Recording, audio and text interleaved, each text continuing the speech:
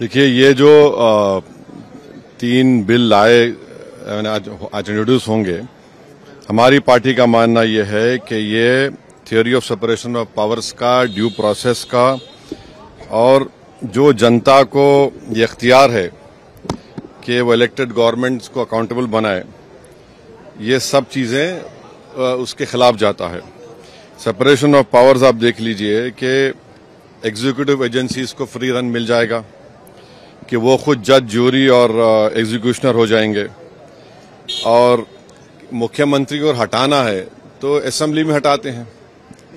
अब आप मेरे को ये बताइए कि BNSS में इतने ऐसे सेक्शंस हैं कि किसी को भी आप एक सेक्शन लगा दीजिए 5 साल के ऊपर का, तो लाजमी है वो 30 दिन के अंदर, 30 अंदर BNS में यह है कि 90 डेज तक पुलिस कस्टडी ले सकती है।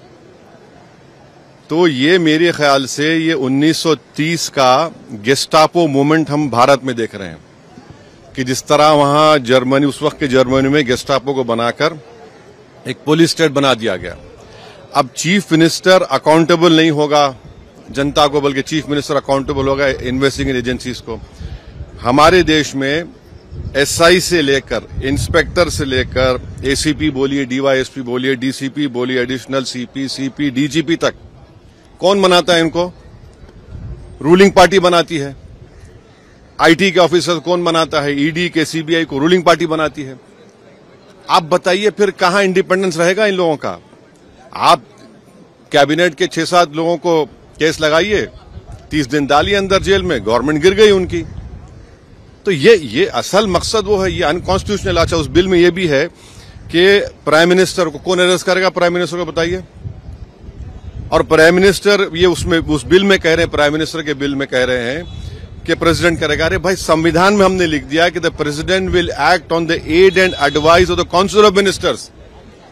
ये उसका कॉन्ट्रडिक्शन। दूसरा, गवर्नर को आप इख्तियार दे रहे हैं, गवर्नर आप अपॉइंट करते हैं।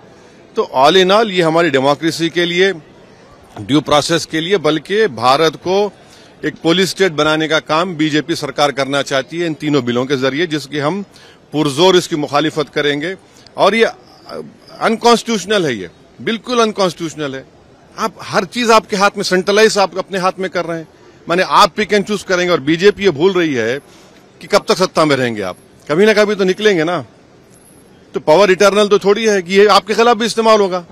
तो इस तरह का एक कोशिश की जा रही है, हम इसकी मुखालिफत करते हैं। अब वो तो है उसमें, मगर हम तो देखिए अब क्या होता है अंदर। अभी बीजेपी ये कह रही है कि जिस तरह से पॉलिटिक्स जो एक तरह से डर्टी हो रहा था उसको साफ, तो उसमें ये कह दीजिए ना कि अगर किसी पर आरोप लगेगा तो वो रूलिंग पार्टी ज्वाइन नहीं करेगा सेंट्रल गवर्नमेंट को। आपके पास ज्वाइन कर लो, आप आराम से बैठो। भाई, पुलिस कैसा तय करेगी? जनता तय करेगी ना, जनता तय करेगी। जनता मुझे क्यों इलेक्ट करती है कि मैं 5 साल के लिए जाऊं?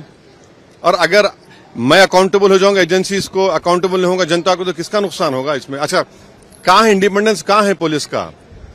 एक सेक्शन लगा दीजिए, सेडेशन नहीं है, मगर एक सेक्शन है BNSS में 30 दिन छोड़िए, 30 महीने में बेल नहीं होगी। ये चीज चक्कर है, गवर्नमेंट गिर जाएगी, कई गवर्नमेंट गिर जाएंगे।